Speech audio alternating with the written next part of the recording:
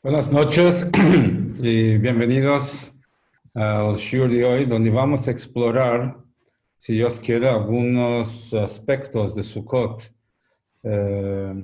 desde la óptica de distintos mamarim y sijot y shemot del Rebbe. Vamos a empezar con... voy a apagar esto.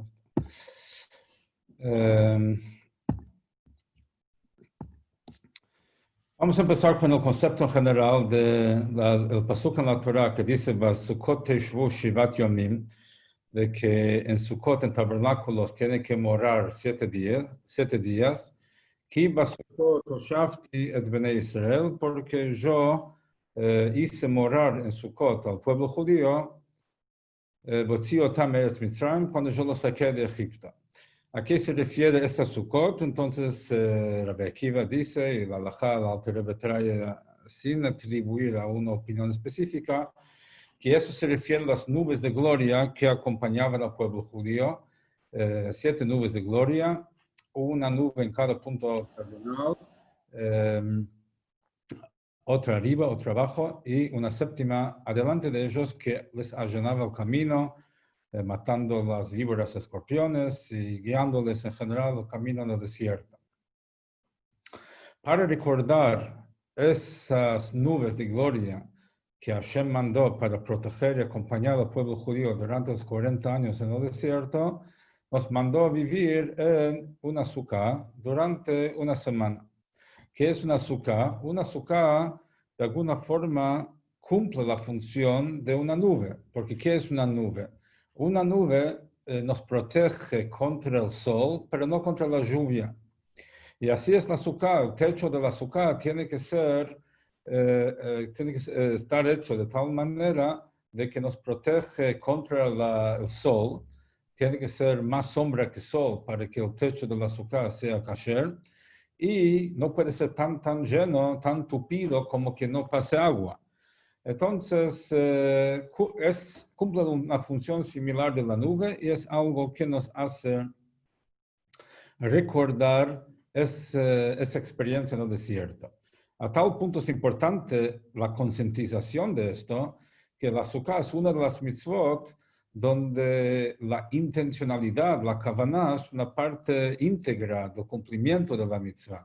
O sea, si una persona se sienta en la sukkah y no tiene la concientización del objetivo, o mejor, más, si está construida de tal manera que dificulta la concientización. Es por esa razón, por ejemplo, que una sukkah que está más alta de 20 amot, o sea, más o menos 10 metros de altura, no sirve. Una de las razones es porque cuando uno está sentado en una sukkah cuyo techo está más arriba de 20 amot, no está consciente del techo, porque la vista naturalmente no llega hasta ahí. Uno tiene que hacer un esfuerzo especial. Encontramos lo mismo con la menorá también, de que tiene que estar por debajo de esa altura, porque ahí está la línea de visión de la gente. Entonces, una razón es porque uno tiene que estar consciente de dónde está sentado, y si el techo es demasiado alto, entonces no está consciente. Hay otras razones que la Gemara trae, pero eso es una. De todas maneras, la idea es de que uno tiene que estar consciente de lo que representa la sukkah, además de estar consciente que está cumpliendo con una mitzvah. Sí, hay otros mitzvot que uno no tiene que tener la conciencia. Otra mitzvah similar es tefilín también, que tefilín uno tiene que estar consciente cuando pone tefilín, que contienen los tefilín y que la idea es de subyugar la mente y corazón y canalizarlos para el servicio de Hashem. Shibud hamoach valev, eso es la intencionalidad. Cuando uno pone tefilín es una parte integral, no algo agregado, un valor agregado, sino una parte integral de la composición de la mitzvah. Entonces, la sukkah es eso, o sea, la idea de recordar ki basukot oshafti leman yedu dorotechem, para que sepan las futuras generaciones, ki basukot oshafti et bnei Israel, que yo hice morar en Sukkot, o sea, las nubes, durante los 40 años en el desierto. Eso es a nivel simple. Ahora, construyendo sobre esto, El Rebbe trae en distintos mamarim, o sea, un análisis un poco más pormenorizado de la estructura del pasuk en sí. O sea, aquí dice, Basukot teshvu. Entonces el Rebbe trae que es una contradicción conceptual, Basukot y teshvu. ¿Por qué? Entonces, una sukkah es algo que nos rodea. Algo que nos rodea implica algo que está por afuera de nuestra capacidad de interiorizar, o sea, de entender o sentir. En general, en Hasidut se manejan mucho los conceptos de Or Pnimi, Or Makif, Memalei Kol Almin, Sobev Kol Almin, o sea, Dios se relaciona de dos maneras. Una es permeando toda la existencia y otra es trascendiendo toda la existencia. Está como Dios nos llena y está como nos supera. Entonces, la azúcar, que es makif, la azúcar es algo que nos rodea. Uno no absorbe la azúcar, uno entra al espacio del azúcar. Eso representa algo que nos rodea, algo que nos trasciende. Teishvu, morar, vivir, implica lo contrario, implica algo que implica una interiorización, implica asentarnos, estar tranquilo, estar centrado, estar conectado, no algo que está por encima de nuestra capacidad. Entonces, ¿cuál es la idea de Basukot Teshvu? Basukot Teshvu parecería ser una contradicción de términos. O sea, porque estamos aplicando un verbo que implica, que sería más aplicable a algo que podemos interiorizar que algo que nos trasciende y no podemos interiorizar. Entonces es ahí donde Rebbe explica que justamente esa es la idea. La idea es de interiorizar lo que nos trasciende. La idea de la sukkah es no solamente encontrarnos dentro de algo que nos supera, sino interiorizar esa trascendencia, metabolizar esa trascendencia. ¿No? Quizás es similar a la idea de que encontramos Urei Emuná, pastar la fe. ¿Qué significa pastar la fe? O cuando hablamos de Moshe como Roe Neeman o en arameo Raya Mehemna, significa dos cosas, un pastor fiel o también un pastor de la fe. ¿Qué significa? Que pasta la fe. ¿Qué significa pastar la fe? Significa nutrir, que no es algo estático, no es algo estático, es algo que se puede nutrir, se puede desarrollar. Y eso es el rol de un pastor que lleva su rebaño, cada tipo de animal al tipo de pastura que necesita. A las ovejitas recién nacidas las lleva a pastura tierna, a las más grandes a un lugar donde la pastura es más gruesa, más dura. A cada uno le da lo que necesita en su momento. Eso es un Moshe Rabbeinu Roe Neeman, Raya Mehem. Pero también, o sea, que es un pastor fiel, pero a su vez la idea es pastar la fe. ¿Qué significa? Que la fe no es algo que si la tenés o no la tenés, no es binario, es algo que uno puede desarrollar. Entonces la idea, uno podría pensar cómo puede uno desarrollar. Si la fe es algo que trasciende el intelecto, entonces cómo puede uno eh, nutrirlo o desarrollarlo.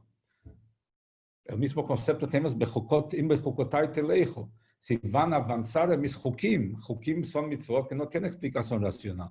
¿Qué significa Teleijo? Avanzar en algo que no es entendible. O sea, se puede entender, si algo se entiende más, se entiende menos. Ok, hoy entiendo menos y la idea es entender más, porque es algo entendible, absorbible, entonces tengo más, tengo menos. Pero algo que me trasciende, ¿qué significa? Avanzar y progresar en algo que está más allá de mi alcance. ¿Cómo se entiende? Entonces, todos esos conceptos, ejemplos que traje, Bechukotai Telejo, Basukotei Shvu, Raya Mehemne, nos enseña de que la idea acá justamente es tomar esa emuna, esa fe, algo que nos trasciende, e interiorizarlo, metabolizarlo, que forme parte nuestro, porque el concepto, porque es algo no es algo binario, es un espectro. Uno puede ir avanzando en la emuná, puede ir entendiendo más. Hay ciertas cosas que uno necesita emuná, pero con el tiempo lo entiende y ya no necesita emuná para esto, sino que la emuná se expresa en otros conceptos más abstractos. El Rebbe trajo, por ejemplo, un ejemplo muy interesante. El Rebbe trajo de que el Rambam dice de que el mundo está equilibrado, 50% bien, 50% mal. Uno tiene que visualizar esto. Y una sola persona con una sola acción puede cambiar todo ese equilibrio para bien, y ahí trae la Geulá, o para mal, Has v'Chalila, y ahí el mundo se destruiría. El hecho que el mundo no se destruye y Mashiach no vino, significa que está siempre equilibrado justo ahí. Y una persona puede hacer todo el cambio. Entonces dice el Rebbe de que durante siglos los judíos, que somos maminim bnei maminim, que somos creyentes, hijos de creyentes, aceptamos lo que dijo el Rambam con fe. Porque ¿quién se imagina que su acción puede impactar al mundo entero? No es racional, no es lógico. Entonces, no era. Y uno aceptaba, porque si el Rambam lo dice, aceptamos. Pero cuando se creó la bomba atómica, dice el Rebbe, ¿qué es la bomba atómica? La bomba atómica es algo que puede hacer destrucción en otra parte del mundo solo con el aprieto de un botón. Una persona aprieta de un botón, una persona sentada en un lugar, aprieta el botón, larga ese misil, esa bomba, va a miles de kilómetros de distancia, explota, revienta y hace daño. ¿No? Entonces, una sola persona sin entender cómo funciona un misil, sin entender cómo funciona una bomba atómica, solo con hacer la acción, acatar una orden de apretar un botón, puede provocar tanto catástrofe. Entonces dice el Rebbe, hoy lo que hasta la bomba atómica uno tenía que aceptar del Rambam con fe, hoy no hace falta fe para esto. Hoy vemos claramente cómo una persona puede impactar al mundo entero. Y ni hablar ahora con la pandemia, vemos más todavía como una sola persona que comió un murciélago en Wuhan, estamos nosotros todos acá sufriendo las consecuencias por una sola acción de una sola persona. Una sola acción de una sola persona paralizó al mundo entero. Entonces, si es así para mal, ni hablar que es así para bien, porque la luz es mucho más fuerte que la oscuridad. Pero volviendo a lo que quiero decir, lo traigo como ejemplo donde Rebbe trajo esto y dijo de que hay cosas que hasta cierto momento teníamos que aceptar por fe, porque no había una lógica que lo apoye.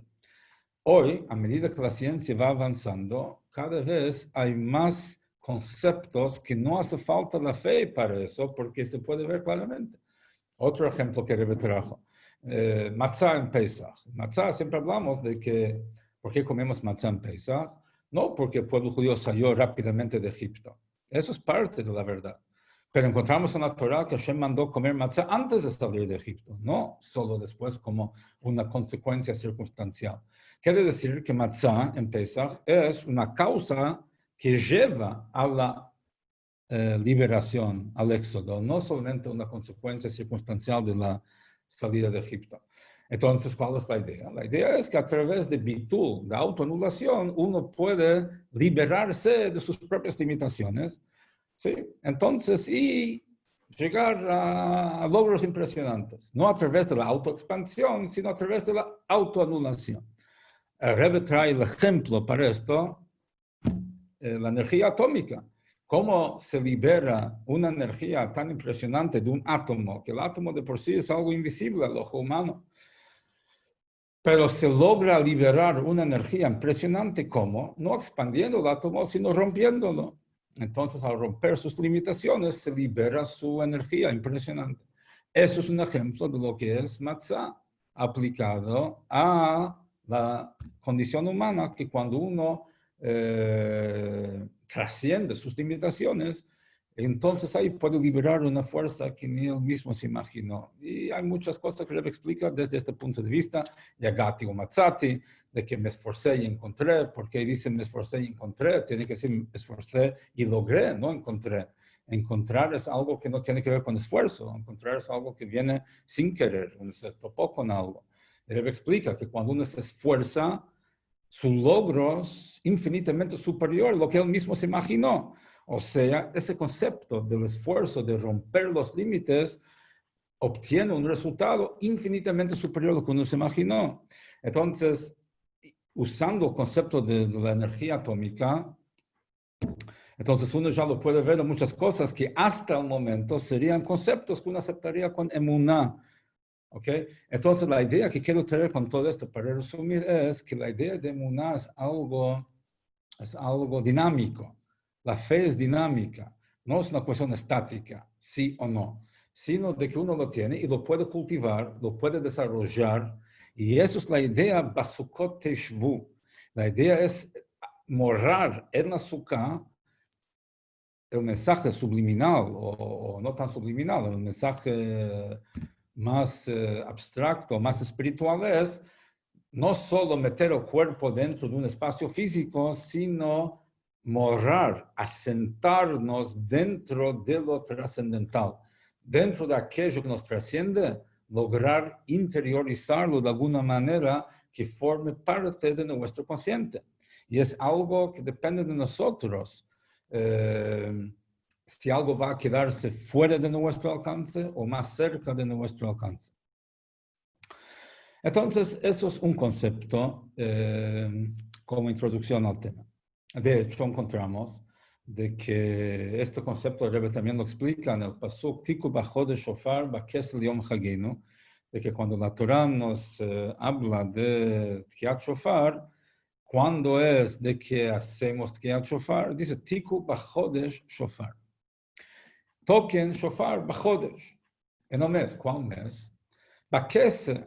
O sea, Baquesa es cuando está escondido. O sea, ¿cuál fiesta? Bekesel Yom Chagenu. ¿Cuál fiesta tiene la luna oculta? Es Rosh Hashanah. Porque las demás fiestas bíblicas están o Pesach y Sukkot en el 15 del mes, o Shavuot el séptimo día del mes, el sexto día del mes. Entonces, Rosh Hashanah es la única fiesta bíblica que está cuando la luna está oculta. ¿Okay? Esto es lo que es el pasuk. De ahí sabemos, o de ahí está, digamos, referenciado en la Torah que tocamos shofar en Rosh Hashanah. Bien. Pero este pasuk tiene otros mensajes. Y es de que aquí hay una serie, hay algo en progreso que empieza de Rosh Hashanah, sigue Yom Kippur y desemboca y encuentra su expresión máxima en Sukkot. Y vemos que hay una línea, un hilo conductor. Y trae en el Maimer de que ¿cuál es el hilo conductor que encontramos entre Rosh Hashanah, Yom Kippur y Sukkot? Es así. Que Rosh Hashanah tenemos los sonidos de shofar, en Sukkot tenemos el Ketoret, que eso es el servicio central de Yom Kippur, es el Ketoret, en Rosh Hashanah es el shofar, y en Sukkot es la Sukkah y los Arbaat Aminim. ¿Okay? Entonces, en shofar tenemos la particularidad de que la costumbre es escuchar 100 sonidos. ¿Sí? Tenemos 30 sonidos antes de Musaf, 30 en Musaf, otra vez 30 en la repetición de la Midá y después 10 más al final. Entonces ahí tenemos 100 sonidos, que eso viene a representar, entre otras cosas, los 100 sonidos de la madre de Sisra, que cuenta el Tanaj, de que ahí encontramos 100 llantos, entonces eso representa el llanto de una madre por sus hijos, además del ejemplo que el Baal Shem Tov trae, que es el llanto del hijo buscando a su padre. Entonces, eso es el tema del llanto de los 100. Después pasamos a Yom Kippur, que es el tema de Ketoret, okay, que está el tema del incienso que se traía en el Beit HaMikdash, y pasamos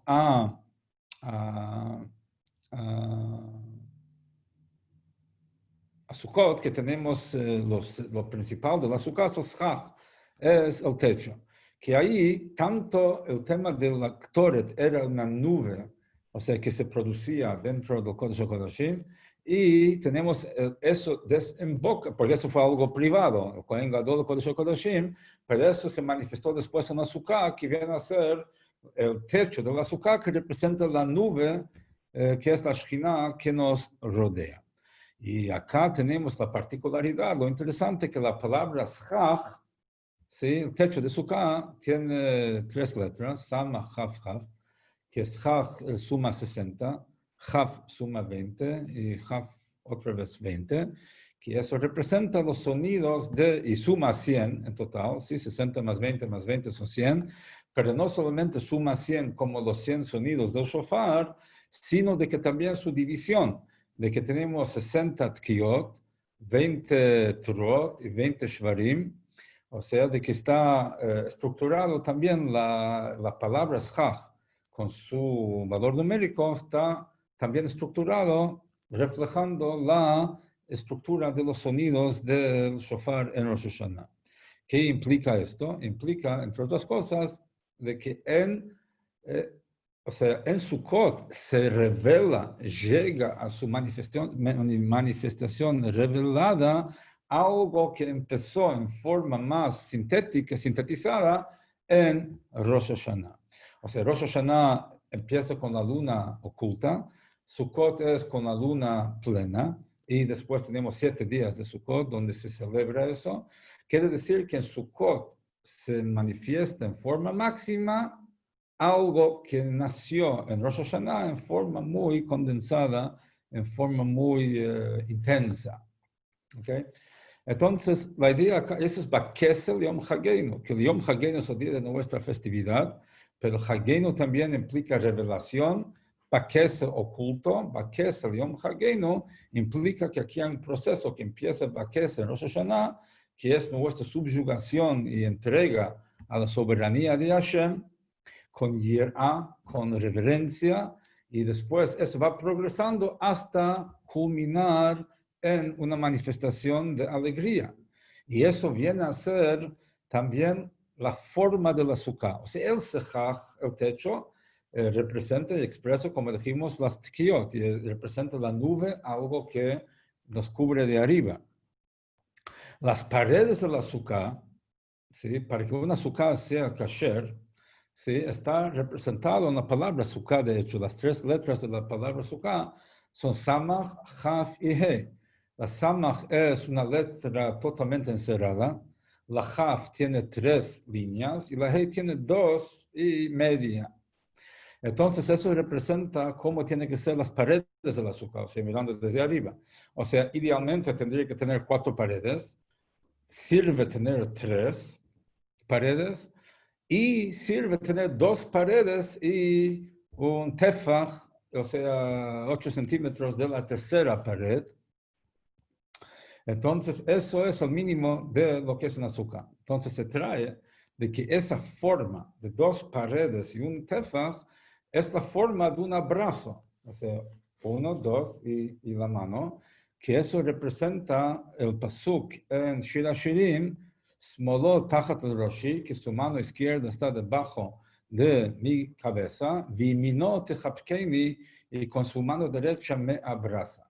Que eso representa la sukkah, que viene a ser como el abrazo divino. Y abrazo con mano derecha, que mano derecha representa Chesed, bondad, amor. Entonces, la idea de sukkah es ese abrazo divino que viene a culminar el proceso que se inició en Rosh Hashanah o antes en Chodesh Elul, ¿no? Y llega a su culminación en Shmini Atzeret Simchat Torah. Pero Sukkot es eso. Entonces, ¿qué tenemos hasta ahora? Tenemos hasta ahora varias cosas de la Sukkah. Una es de que la idea de Sukkot es interiorizar lo trascendental, interiorizar la emuná,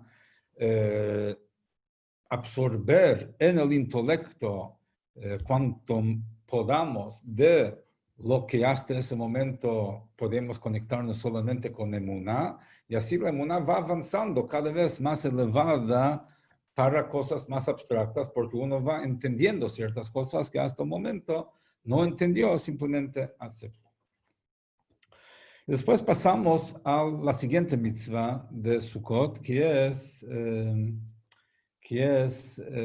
Lulav y Etrog.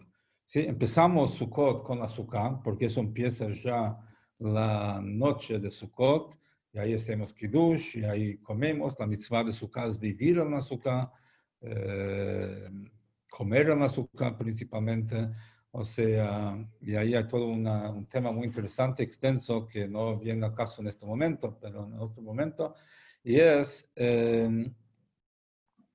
las obligaciones que tenemos en cuanto al azúcar, en cuanto a comer y dormir. Por un lado, encontramos de que el Rebbe trae, de que Friedrich Rebbe,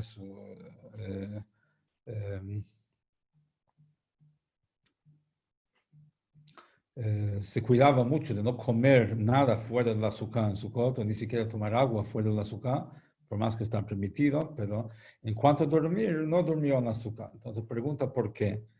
Entonces, está todo un análisis muy elaborado en cuanto a ese tema. O sea, de que por qué es de que en cuanto a comer y beber fue tan estricto al punto de no tomar agua fuera del azúcar, y en cuanto a dormir, no durmió en azúcar. ¿Ok? Pero eso es un tema que merece todo un shiur aparte.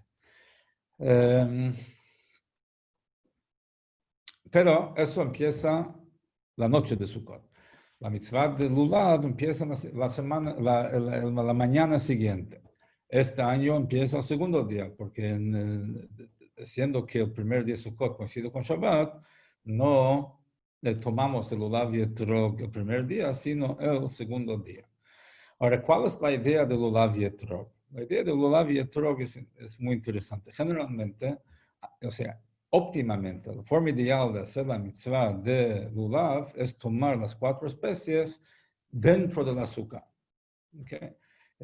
Inclusive está la costumbre de armar el Lulav y Etrog dentro del azúcar, pero la mitzvah en forma óptima es tomar el Lulav y Etrog dentro del azúcar.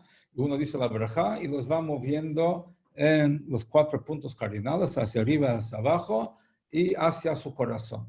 ¿Sí? Hay distintas formas de cómo hacer los movimientos, pero todos tienen la costumbre de llevar el Lulav y Etrog a los 4 puntos cardinales, para arriba y para abajo y hacia el corazón.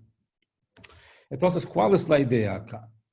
Okay, hay muchas explicaciones y no voy a pasar por todas, pero sí voy a compartir una que el Rebbe escribe en las Rishimot, que son las anotaciones personales que el Rebbe se anotaba en unos cuadernos que llevó consigo durante décadas y se encontró en el cajón de su escritorio después de Gimel Tammuz y se publicaron las cosas. Entonces, en una de ellas explica el tema de los Nanuim, el movimiento del Lulav a los 4 puntos cardinales para arriba y para abajo. Entonces, empieza explicando de que por qué decimos la braja al nitilat Lulav. Sí, la Gemara dice, se habla del tema. O sea, ¿por qué no decimos la bendición sobre las 4 especies? ¿Por qué no decimos la braja sobre el etrog, que es el más importante en cuanto a gusto y aroma?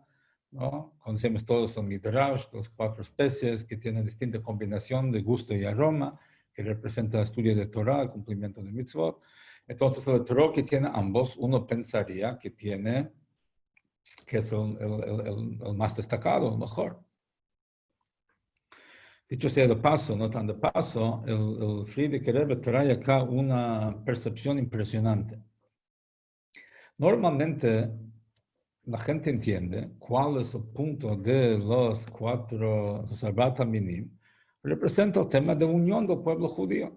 ¿Sí? Porque tenés el etrog que tiene aroma y sabor, que representa lo que se destaca en Torah Mitzvot, hasta la arava, el sauce, que no tiene ni aroma ni sabor, y entonces hay que tener los 4 juntos para decir la braja. Si falta alguno, no se puede decir la braja. Muy bien. ¿Qué se entiende? Que el mensaje acá es de que el etrog, que es el judío muy destacado, tiene que ocuparse del judío simple. Sí, es una cuestión altruista. El Friedrich Rebbe trae acá una percepción tan impresionante y dice lo siguiente, que es todo lo contrario. Dice, ¿cuál es el mensaje acá? No es solamente que el etrog, el judío etrog, tiene que ocuparse del pobre judío Aravá, sino de que el judío tipo etrog tiene que inspirarse por el ejemplo del judío Aravá. Y no solamente eso, de que el judío etrog le cuesta lograr lo que el judío Aravá tiene y tendría que aspirar a tener lo que tiene el Aravá. ¿Qué quiere decir eso? Quiere decir lo siguiente. El judío tipo etrog, ¿por qué estudia Torah y por qué cumple mitzvot? ¿Por qué? Porque él entiende cuán importante es, entiende la filosofía judía, mística, hasídica, puede explicar la existencia de Dios, lo puede comprobar y argumentar que convencido que Dios existe. Y entiende la Torah profundamente, estudia día y noche, entiende todas las intrincancias de la Torah, de Halajá, de Medrashim, de Hakirá, de Kabbalah, de Hasidut, de todo. Las mitzvot también, entiende todas las kavanot de todas las mitzvot, entiende la grandeza de Olam Haba, el mundo venidero, entiende lo efímero que es este mundo físico. Por eso él hace las cosas, porque él entiende y él siente y es un judío superdotado. Bien. Ahora, el judío Aravá, ¿por qué hace lo que hace? ¿Por qué viene al Shil si no entiende nada? ¿Por qué hace una mitzvah si no estudió nada? ¿Por qué? Porque es algo que viene de su esencia y no depende de su comprensión ni de su sentimiento. Es una condición esencial que tiene. Y lo que él hace es a pesar de no entender y no sentir. Esa conexión con Hashem es una conexión esencial que no está tapado por el intelecto y emociones que tiene el judío tipo etrog. Entonces, el judío tipo etrog, que se conecta con Dios porque entiende y siente, hay un problema ahí, que su conexión está limitada por lo que entiende y siente. En cambio, el judío simple, que no tiene la interferencia de su intelecto y de sus emociones, sino que es una entrega incondicional, esencial, es una conexión mucho más pura, es una conexión más genuina, es una conexión más verdadera. El judío tipo etrog puede envidiar a este judío simple, porque el judío tipo etrog muy difícil, quizás imposible, no digo imposible, muy difícil que llegue a tener una conexión con Dios despojado de su inteligencia y de sus emociones desarrolladas y de todo lo que él sabe. Todo lo que él sabe cubre la conexión esencial que uno tiene. Lo mismo pasa con los hukim, las mitzvot que no tienen explicación racional. Ahí uno siente una conexión con Dios más fácil que las mitzvot que tienen explicaciones racionales, porque las mitzvot que tienen explicaciones racionales, uno no siente que se está conectando con Dios cuando sale a la calle, no mata o no roba. No mata y no roba por ser un tipo decente, entiende que no hay que hacerlo. Pero cuando uno abstiene de comer carne con leche o abstiene de vestirse con lino, con lana, la única razón por hacerlo es porque Dios pidió, no tiene una justificación racional. Ahí se expresa esa conexión con Hashem más fácilmente que a través de las mitzvot racionales o que tienen toda una carga emocional. Entonces, volviendo. Entonces, acá, bien, el judío tipo etrog puede sentirse muy grande y muy importante si quiere ocuparse del judío tipo Aravá. y debería ocuparse, enseñarle lo más Torah y ocuparse con él y ayudar, ¿sí? Pero no de arriba para abajo, no como uno mirando con altruismo, o sea, yo soy el gran fenómeno y este pobre judío me sacrifico por él. No te sacrifiques por él. Aprende de él algo que él tiene, que a vos te va a costar una vida lograr. Enriquecete vos de él, no solamente vos lo estás enriqueciendo a él. Entonces, eso es lo que Friedrich Rebbe dice en cuanto a esa dinámica que hay en las 4 especies. Ahora, volviendo a lo que Rebbe escribe en la Reshimá que dice. Entonces dice, ¿por qué decimos Al Nitilak Lulav? Decimos Al Nitilak Lulav porque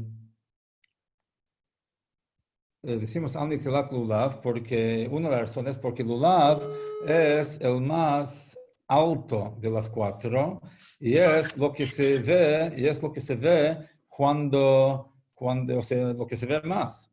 Ahora, el Rebbe explica qué tiene que ver. Solo porque es más alto, eso significa algo. Y la idea es de estar más alto físicamente, expresa que es más alto espiritualmente también. Entonces pregunta Rebbe, ¿por qué el Lulav es el más alto espiritualmente si el etrog, que tiene gusto y aroma, Torah y mitzvot, sería superior al Lulav, que solamente tiene dátiles, gusto y no tiene aroma? Entonces Rebbe dice que la Torah es la energía que hay detrás de todo. O sea, la Torah es lo que nutre las mitzvot. El Talmud pregunta, ¿qué es más importante? El estudio de Torah, cumplimiento de mitzvot. Estudio o mase. Y dice el estudio, ¿por qué? Porque el estudio lleva a la acción. Entonces no queda claro. Entonces, ¿qué es más importante? ¿El estudio por el valor del estudio o solamente porque lleva a la acción? Entonces la acción es más importante. De todas maneras, sin el estudio no hay nada. Entonces la Torah es el motor, tanto de las mitzvot. Obviamente, uno que estudia, no cumple, no sirve para nadie su estudio. Pero es el estudio de Torah lo que nutre y energiza, y vitaliza a la persona, como para, además de instruir los detalles, cómo tiene que hacer, es lo que lo nutre para que haga las cosas. O sea, es el lulav lo que lleva las demás cosas a todos lados. Entonces, el punto central acá, entonces, es el lulav. Además, el lulav tiene el largo que tiene porque tiene que poder sacudirse, o sea, tiene que sobresalir del largo de los hadasim y arabot y poder sacudirlo, nanuim. Entonces, la idea entonces es de que en el tema acá de nanuim, el lulav es el móvil de los demás. Los demás se acoplan al lulav, al estudio de Torah.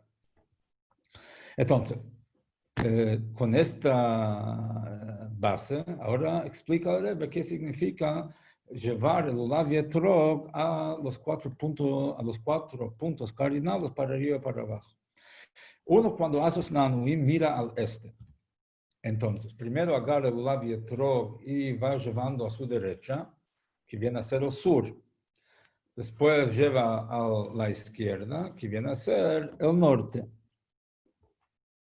Entonces, ¿qué es el sur y el norte? El Rebbe trae que según nuestros sabios, el sur representa el calor y el norte representa el frío. O sea, en relación a Israel, más al sur es calor, más al norte es más frío. Entonces, ¿cuál es la idea de frío y calor? Entonces, la idea es de que hay 2 desafíos grandes que atentan contra la vitalidad espiritual del judío. Frío y calor. El calor viene a ser el entusiasmo que uno tiene por cuestiones que compiten con la Torah.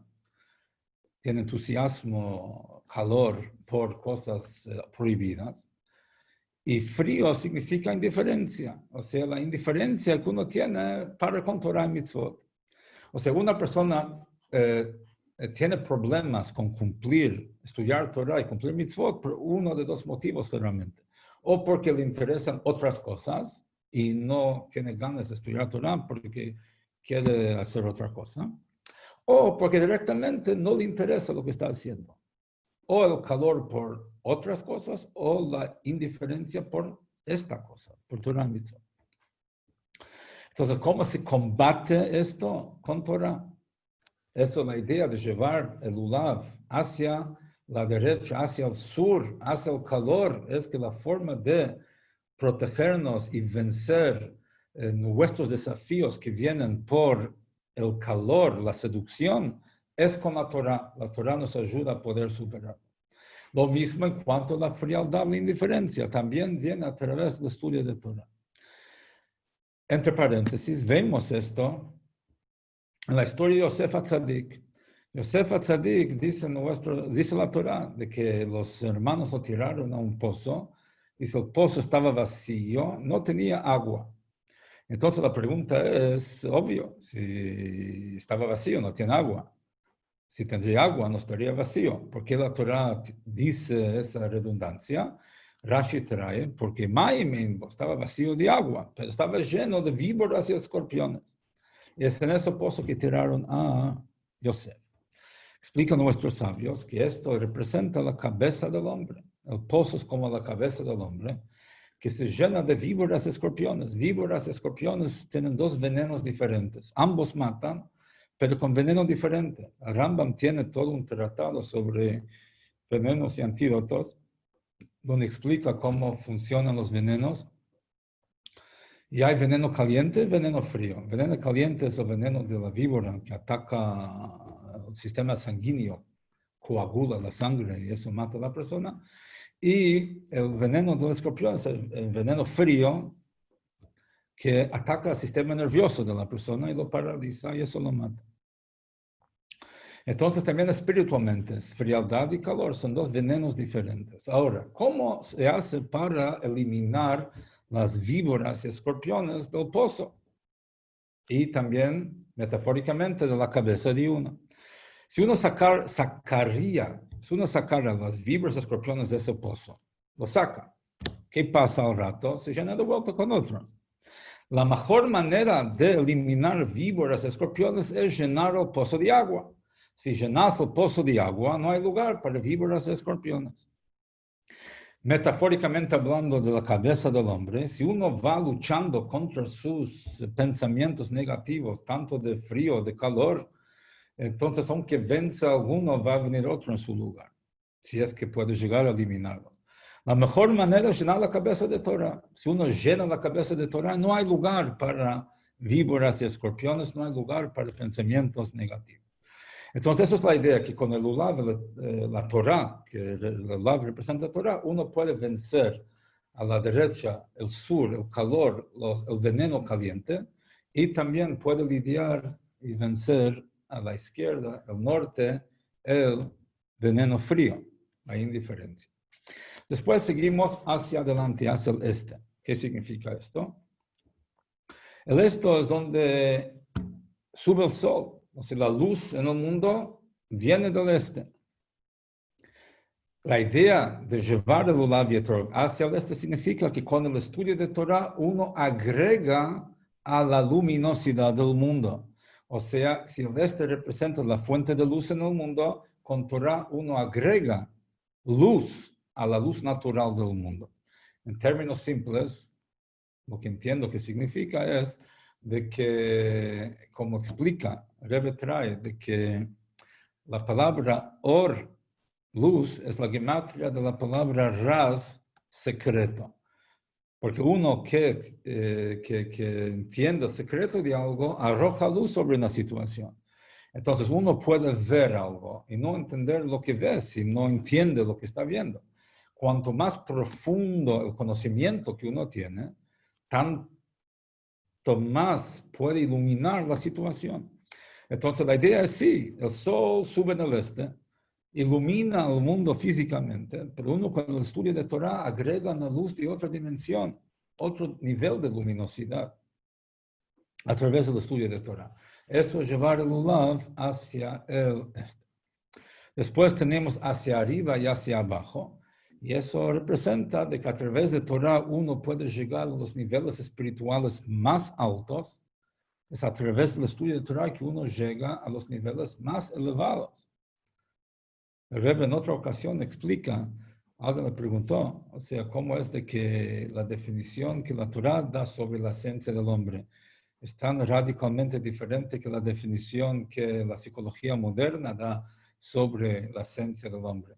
Según la psicología, el hombre es un animal y según la Torá, la esencia del hombre es divina.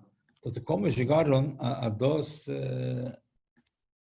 conclusiones tan radicalmente diferentes? Están hablando de la misma persona. Entonces, él explica que se entiende, no hay contradicciones, que están hablando de dos dimensiones diferentes. Y dio un ejemplo. Uno sale de la casa y ve un jardín lindo, flores y todo el pasto bien cuidado. Muy lindo. Cava un poquito que encuentra vidrios rotos, ladrillos, cachivache, todo tipo de cosas no lindas. Pero si va mucho, mucho más profundo, va a encontrar agua cristalina y puede encontrar tesoros más profundamente. Dice, lo mismo es acá.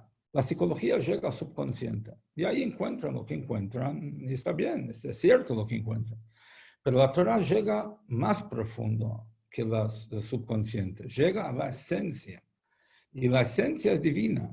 El subconsciente puede ser una cantidad de pujas animales que hay, entre una puja entre distintos instintos animales, pero la Torah nos hace llegar a la esencia y la esencia es divina. Entonces, eso es lo que a través de la Torah uno puede llegar a los niveles más altos, o sea, a través de la Torah. Y también hacia abajo. ¿Qué significa hacia abajo? Entonces, hacia abajo significa poder llegar a entender y dominar hasta lo más bajo de la existencia. Puede llegar a iluminar con la Torah. Uno que tiene, o sea, el estudio de Torah, como corresponde, puede llegar a entender, iluminar y dominar y canalizar y sublimar hasta lo más bajo de la existencia humana. Y después tenemos 3 veces hacia atrás que llevamos el Ulav. ¿Cuál es la idea? Atrás es el oeste. ¿Qué es el oeste? El oeste representa la Shekhinah, porque la Shekhinah está en el oeste. ¿Por qué decimos que la Shekhinah está en el oeste? Por varias razones. Primero es el hecho que el sol sube en el este, baja en el oeste. Se entiende que es una forma de rendir culto al Creador, cuya manifestación está en el oeste. Entonces el sol está como rindiéndose hacia la Shekhinah. En el Beit HaMikdash, el punto más sagrado fue en el oeste. Uno entraba del este y fue progresivamente ascendiendo de nivel espiritual. Uno entraba a la Ezrat Nashim, Ezrat Israel, entraba al Hichal, donde estaba solamente, o sea, primero afuera donde estaba el altar, después entraba al Hichal, donde estaba el altar de incienso, la menorá y la mesa con los panes, y más hacia el oeste máximo fue el Kodesh HaKodashim, el Sancta Sanctorum, donde estaba el Aarón, el arca con las tablas de la ley, y donde solamente el Kohen Gadol pudo entrar únicamente en Yom Kippur, que eso fue el encuentro de los 3 puntos máximos de la experiencia humana. ¿Quién, dónde y cuándo? El Kohen Gadol, Kodesh HaKodashim y Yom Kippur. Esos 3 puntos máximos de espiritualidad y de santidad se encontraban en ese momento. Entonces, eso fue al oeste del Beit HaMikdash. Entonces, la idea de oeste representa la Shekhinah. ¿Y cuál es la idea de llevar el Ulav Yetrog hacia la Shekhinah? Significa que uno, a través de su estudio de Torah, agrega hacia Dios mismo. Dios mismo se nutre, para así decirlo, de nuestro estudio de Torah.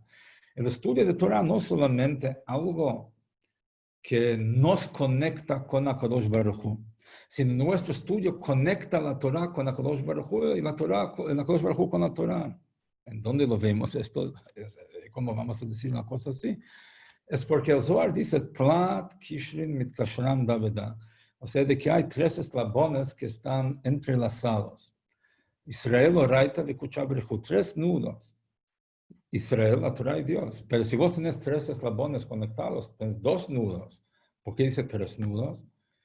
O sea, no solamente el pueblo judío, a través de la Torah, se conecta con Dios. Ahí serían 2 puntos de conexión. Un punto de contacto entre el pueblo judío con la Torah y otro punto de contacto entre la Torah y HaKadosh Baruch Hu. ¿Por qué decimos 3 nudos? Es porque hay otra conexión. Es como 3 eslabones entrelazados, que hay 3 puntos de conexión. O sea, hay una conexión que la Torá efectúa entre el judío y HaKadosh Baruj Hu, y hay una conexión que el judío que estudia Torá efectúa entre la Torá y HaKadosh Baruj Hu. Que el judío es la conexión. ¿Qué significa? Porque HaKadosh Baruj Hu nos dio la Torá, tiene dos dimensiones. La ley escrita es algo muy definida y eso es inamovible. Pero Torah Sheba'al Peh es algo sin límite. Y tenemos el mandato de incrementar el conocimiento de la Torah, de descubrir, de descubrir dentro de la Torah facetas que no han sido descubiertas hasta ese momento. Nuestra obligación en estudiar Torah no solamente memorizar todo lo ya revelado, sino encontrar nuevas dimensiones y agregar de alguna forma a la comprensión de la Torah. Y eso es el poder de la Neshama, no nuestra inteligencia, nuestro intelecto, que somos unos genios, sino que la Neshama del Yehudí tiene ese poder de no solo nutrirse de la Torah, y no solo que la Torah lo conecta con HaKadosh Baruj Hu, sino de que él puede agregar algo en la Torah y de alguna manera activar y revelar dentro de HaKadosh Baruj Hu mismo distintos niveles. Para entender ese concepto, porque uno puede pensar es un poco ridículo, ¿cómo podemos nosotros aportar algo a Dios? No es así. Si encontramos nosotros de que, como dice la Gemara, יותר ממה שהעגל רוצה להיניק, הפרה רוצה להניק. O sea, más de lo que el ternero quiere lactar, la vaca quiere criar. O sea, de que y lo mismo con alumnos y profesores. Uno que enseña algo, entonces él viene a enseñar, pero a través de las preguntas del alumno despierta en el profesor otra claridad que no tendría sin ese desafío o antes del desafío, sin ese acto de enseñar. Y eso es así porque HaKadosh Baruj Hu creó el mundo de esa manera que refleja su vínculo con nosotros y su dinámica. Está bien, Dios nos vitaliza con una energía divina que nos mantiene en existencia. Pero a su vez, Dios mismo tiene algo a través de eso. Por eso nos creó, tiene una satisfacción, tiene una interacción con nosotros que a través de nuestra conducta eso mismo influye en él de alguna manera. Influye porque él lo creó de esa manera que quiere que influya, obviamente, ¿no? Entonces, esa es la idea, de que cuando estudiamos Torah, no solamente que estamos recibiendo algo ya congelado, sino que nosotros mismos estamos generando en HaKadosh Baruj Hu dimensiones distintas que dependen de nuestro estudio de Torah. O sea, Hashem nos dio la Torah y nos dio la Neshama y nos dio ese poder de poder influir en él. Mira, el hecho de hacer Yehi Ratzon, pedimos a Hashem que tenga la voluntad de hacer algo, que o tiene o no tiene, ¿no? Hashem quiere que le pidamos, a través de que pedimos, eso mismo despierta en él una reacción. ¿Por qué? Porque así quiso, la dinámica que sea así.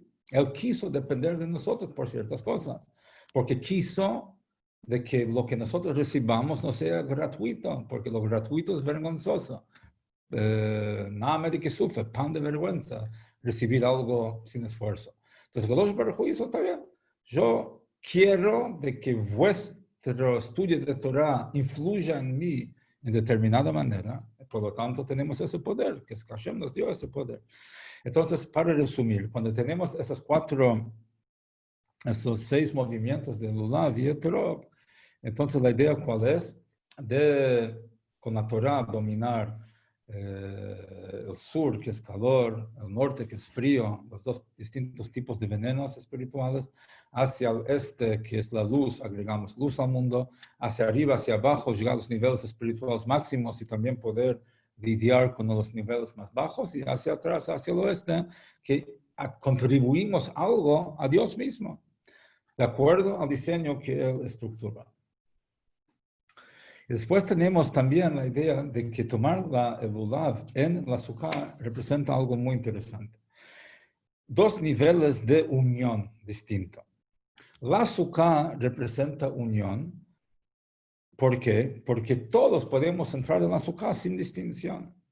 No importa el nivel de uno, puede entrar en la Sukkah y la Sukkah ignora las diferencias.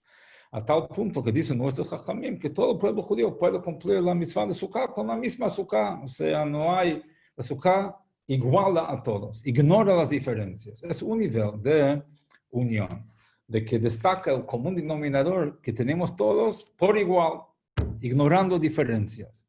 Eso es un nivel.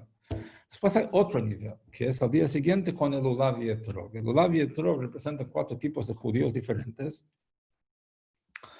Y la idea es unir a las diferencias, o sea, de que no se ignora las diferencias. La mitzvah se hace por medio de las diferencias.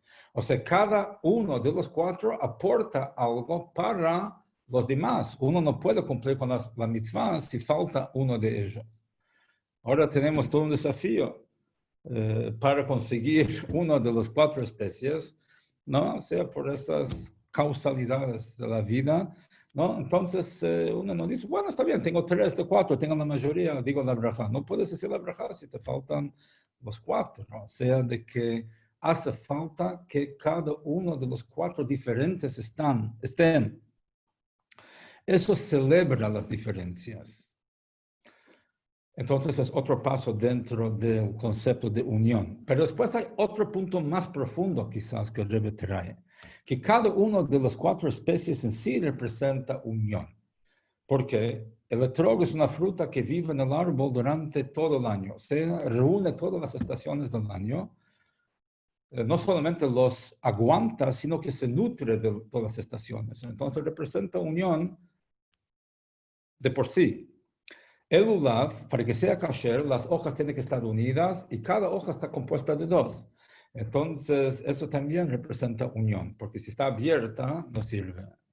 Entonces, el lulav en sí representa unión. Los hadasim, el mirto, también representa unión, porque el tallo tiene que estar recubierto de agrupaciones de 3 hojas, que las 3 hojas tienen que salir del mismo punto en la circunferencia, que no puede ser uno más alto o más abajo. Entonces, eso representa unión en cada tallo de los hadasim del mirto. Y la arava es un árbol que crece juntos, o sea, es una forma su forma de crecer es más unido que separado. Okay. Entonces, ¿cuál es la profundidad acá? La profundidad acá es de que es otro nivel de unión. ¿Por qué? Unir las 4 especies es unir 4 especies diferentes. La unión entre diferentes es un desafío, pero a veces es más desafiante lograr la unión entre los semejantes, entre los similares. A veces es mucho más difícil llevarte bien con alguien que está en tu mismo rubro porque compite contigo. Alguien que es diferente a vos no compite contigo. Es fácil estar unido con otro que no corta ni pincho en tu vida, que es tan diferente que nada que ver. Pero alguien que es similar y de alguna forma te puede desplazar, lograr unión ahí es un desafío a veces más grande. Entonces, eso es lo que representa el hecho que cada uno de las 4 especies en sí tiene el elemento de unión. Entonces, tenemos 3 niveles de unión. La azúcar que ignora las diferencias. Ese es un nivel de unión importante. Destaca la esencia que está por encima de las diferencias. Lulav y etrog es la unión que viene a través de las diferencias, que cada uno, o sea, como dice, hay que la tolerancia. Hay que tolerar al diferente. No hay que tolerar al diferente. Hay que respetar al diferente. No hay que tolerar al diferente a pesar de su diferencia. Hay que respetar al diferente por su diferencia. Esa es la idea de las 4 especies. Y después está otro nivel que es unirse con el semejante. Unirse con él que está igual a ti o similar a ti, que a veces es un desafío más grande. Hasta aquí llegamos con las distintas ideas que algunas de las tantas ideas que el Rebbe habló de Sukkot, y quiero concluir con algo que no lo escuché del Rebbe, y no es en el mismo nivel de lo que estamos hablando, pero da para pensar. Y es una pregunta de que dicen nuestros sabios de que la Sukkah contiene, es similar al arca de Noé, al arca de Noach, Tevat Noach, que tiene una conexión espiritual, porque la Sukkah es algo que nos abarca y la Tevá de Noach algo que nos abarca, ¿sí? Entonces hay ciertas similitudes.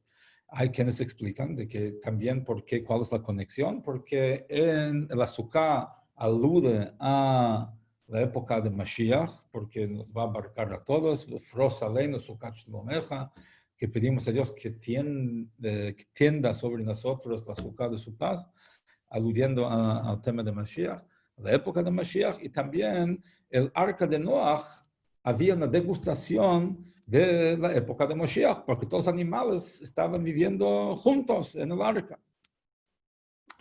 Una vez escuché de alguien una pregunta, dice, ¿por qué el arca de Noach, representa la época mesiánica? Entonces la gente dice, ¿por qué? Porque en cuanto a la época mesiánica, dice Isaías en su profecía, que va a vivir el lobo con la oveja. Entonces en el arca de Noé, los animales salvajes y dóciles vivían todos juntos. Entonces era una degustación de lo que va a pasar cuando el Mashiach va a venir. La pregunta es, cada animal estaba en una jaula aparte. Cada especie estaba en su propia jaula. Entonces, ¿dónde vemos ahí la paz entre los animales, la convivencia, si estaban separados en jaulas distintas? Entonces dio la explicación así. Dice de que cada especie estaba en su propia jaula. De los animales salvajes había una pareja de cada especie. De los animales kasher había 7 de cada especie, porque después iba a traer un sacrificio. Entonces dice, cuando tú tenés 7 animales kasher juntos y no se matan entre sí, eso es una degustación de Mashiach, aludiendo. O sea, todas las peleas internas que hay entre la gente, los superdotados judíos, super eruditos y todo el machloket que hay entre Talmidei Chachamim, lamentablemente. Entonces, eso es una degustación de Yemot HaMashiach. Que los similares no se maten entre sí, no que los diferentes no se maten. Los diferentes estaban separados en jaula. Entonces, eso es el tercer nivel de ahdut, de unión, que representa el Olav Yetrog. Poder unirte con el semejante, que puede ser tu competencia. Ahí está el desafío, como el Rebbe Rashab explica en Puntos y Holzo. ¿Qué significa el tema de sinat hinam, odio gratuito? Hay 2 tipos de odio. Hay odio que no es gratuito. Si fulano me agredió, lo odio, no es gratuito. Tengo una razón. ¿Por qué? Me agredió, me hizo daño. ¿Se entiende? Porque lo odio. Después hay odio gratuito. ¿Qué significa? El otro no hizo nada. Lo odio. ¿Por qué? Porque está. Nada más. Su existencia, de alguna forma, opaca o compite con mi existencia. No me hizo nada. Solo su existencia ya me molesta. Eso es sinat hinam. En otras palabras, sinat hinam significa de que el default es odio. Necesito un motivo para amarlo. Y si no, lo odio. Por eso se destruyó el Beit HaMikdash. ¿Cómo se va a lograr construir el Mikdash? Cambiar ese paradigma, que es Ahavat Hinam, amar al prójimo. ¿Por qué lo amas? Porque existe. Necesito una buena razón para odiarlo, no para amarlo. Lo amo porque está, lo amo porque está. Eso es suficiente motivo para amarlo y hacer todo lo que yo puedo para su beneficio. Eso es Ahavat Hinam. Amor gratuito, sin necesidad de justificar. Eso va a lograr que se construya el Beis HaMikdash. Entonces, eso es la idea de ese nivel de unión entre aquellos quienes de alguna forma te amenazan con su mera existencia, no porque te hayan hecho daño.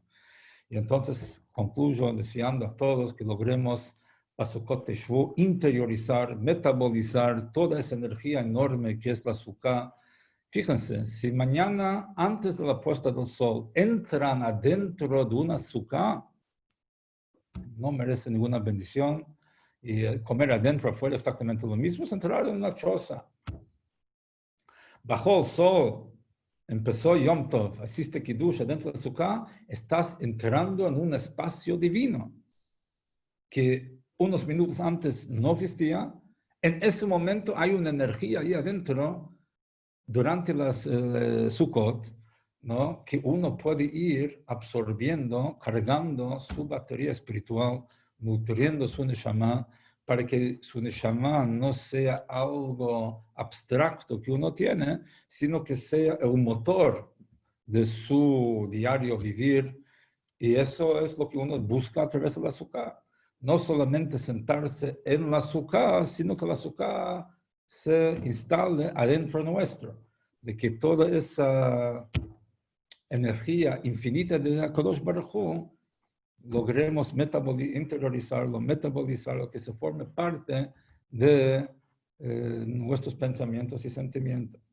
Entonces, decía a todos, éxito en esto, y una manera de lograrlo es estudiando los mamarim del Rebbe, las hijot del Rebbe, que el Rebbe personifica esto, o sea, la unión entre infinito y finito, entre Makif y Pnimi. ¿Y por qué? Porque cuando uno está conectado con la esencia, entonces ahí la esencia se manifiesta a través de lo inmanente y a través de lo trascendente, a través de lo que entendemos, a través de lo que no entendemos. O sea, no está limitado por ninguna de las dos cosas y por lo tanto puede unir las dos cosas y cada uno se nutre del otro. Lo limitado se nutre de lo infinito se nutre de lo limitado y uno logra esa armonía que solo la fiesta de Sukkot nos puede dar y depende de nosotros abrirnos a eso para poder irnos de la fiesta de Sukkot cargados de esa fuerza que solo la mitzvah de Sukkot, la semana de Sukkot, la mitzvah de los Arbat Aminim nos puede proporcionar.